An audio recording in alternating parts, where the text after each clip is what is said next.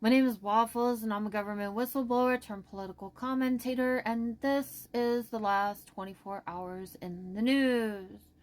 Today is August 4th, 2025. It is 5:28 a.m. Mountain Standard Time.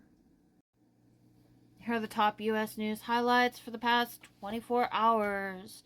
Federal Hatch Act probe launched into prosecutor Jack Smith. The Office of Special Counsel has opened an inquiry over whether Jack Smith violated the Hatch Act in handling cases involving President Trump.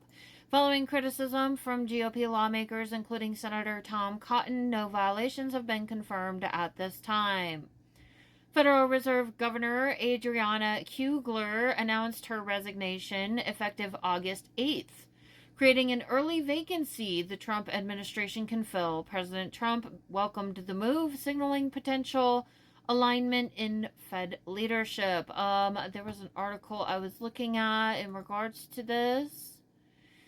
There's an article out by Bloomberg titled "Fed Governor's Exit Could Accelerate Trump's Selection of Next Chair to Succeed Powell." I don't know what that's about. But anyways, yeah, I can't read it because it's got one of them thingies on it.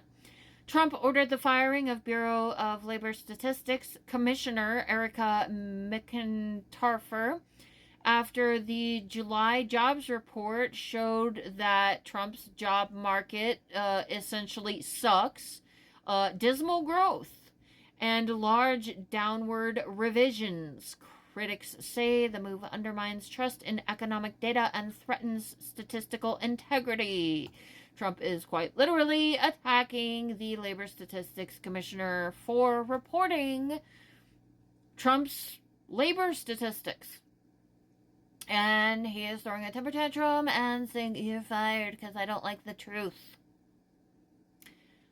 So she's gone, I believe. I don't know if she's going to be taking it to court or what. That might be a good idea.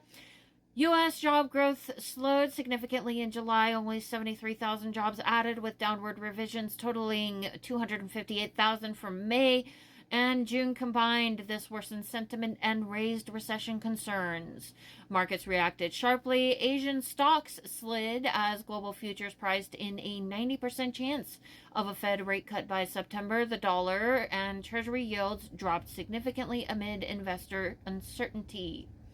No significant domestic extremism or mass violence incidents were reported in the past 24 hours.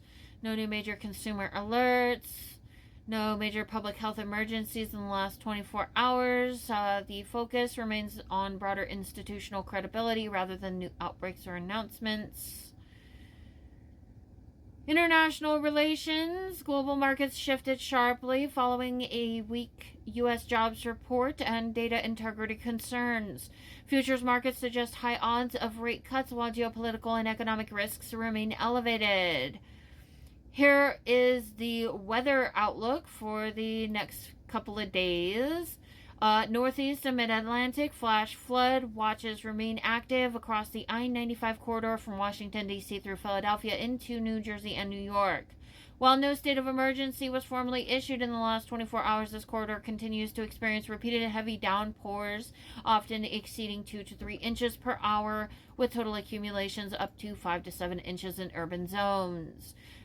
Southeast and Gulf Coast, a moisture-rich front is expected to stall over the Carolinas into coastal Georgia through early week. The National Weather Service has designated a level 2 flash flood risk on a 4-level scale across parts of South Carolina and Georgia, specifically near cities such as Charleston, Savannah, and Wilmington, with localized totals of 2 to 5 inches possible in short bursts. Midwest and Central U.S. forecast models predict sporadic shower and thunderstorm activity by midweek. Meanwhile, air quality alerts remain in effect in parts of the upper Midwest due to persistent wildfire smoke drifting in from Canada, with public health advisories for vulnerable populations. South and Southwest conditions are expected to be hot and dry, pushing interior highs into the upper 90s to low 100s. Coastal and desert regions, particularly in South California, face elevated risk of heat stress, and advisory level wind or marine conditions may affect small craft zones. Stay out of flooded roadways. Stay indoors during heavy storms. Avoid open areas when storms build. Seek shelter. Poor air quality. Wear a mask. Stay indoors. Extreme heat. Limit activity midday. Stay hydrated. Go to cooling centers. Stay in AC. Keep an eye on vulnerable individuals. Wind and marine advisories. Coastal boaters and residents, particularly in Southern California, should secure loose objects and avoid small craft during elevated wind periods. Here are the top international news developments from the past 24 hours. Israel-Gaza conflict and regional escalation. Israel's far-right National Security Minister Itamar Ben-Gvir, G-V-I-R, ignited outrage by praying at the Al-Aqsa Mosque compound, a highly sensitive holy site in Jerusalem, flouting long-standing protocols. His actions were condemned by Palestine, Jordan, and Saudi Arabia as inflammatory. Gaza's humanitarian crisis has intensified. Gaza's health ministry reported 119 fatalities in the past 24 hours, including 6 deaths attributed to famine, bringing the death toll to over 60,800 since October 2023. Israeli forces reportedly killed 27 Palestinians near aid distribution sites, and 1 Red Crescent staff member was killed at its Khan Yunis headquarters. Syria's fragile ceasefire is unraveling. Renewed sectarian violence in Sweden, I don't know if I'm saying it right, province has broken out with clashes between Druze groups and government-affiliated forces. The ceasefire has come under strain amid ongoing displacement and instability. Mass protests in Sydney and Tel Aviv, hundreds of thousands marched, many in pouring rain, demanding a ceasefire in Gaza and the release of the hostages, fueling international pressure for humanitarian access. The Sydney protest was described as the largest ever on the Harbour Bridge.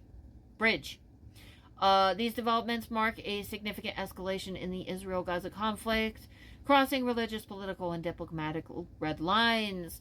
The loss of life near food sites during aid distribution underscores the acute humanitarian threat and breakdown in safe aid operations.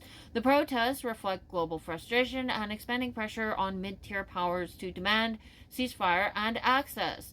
Escalating violence within Syria challenges peace mechanisms and Western diplomatic influence in fragile ceasefire zones. Today is August 4th, 2025. It is 5:37 a.m. Mountain Standard Time, and this is the last 24 hours in the news. So the Olympics is great, and Johnny for the others, the World Cup, Johnny is the head of it. We had our top people, Wasserman. They all came in on the Olympics, and then I saw Johnny, and we got the World Cup too. And it's only because they rigged the election that I'll be your president representing you there. I got both of them. I got the Olympics and I got the World Cup. And I said, it's too bad. One was in 2026 and the other was in 2028. And I said, I won't be there. I won't be your president. But then they rigged the election and now we won. So I'm going to be your president for the Olympics and for the World Cup. So, Johnny, thank you for the World Cup, and everybody, thank you for the Olympics. We're going to have a great time. Hey guys, don't forget to like, share, subscribe, and comment to my videos. And also, don't forget to check out my shop where you could get this awesome Real Patriots Punch Nazis t-shirt. America, fuck yeah! And if you go to the link tree in my bio on most platforms, it's got links to everything, all of my stuff. You can find my shop there.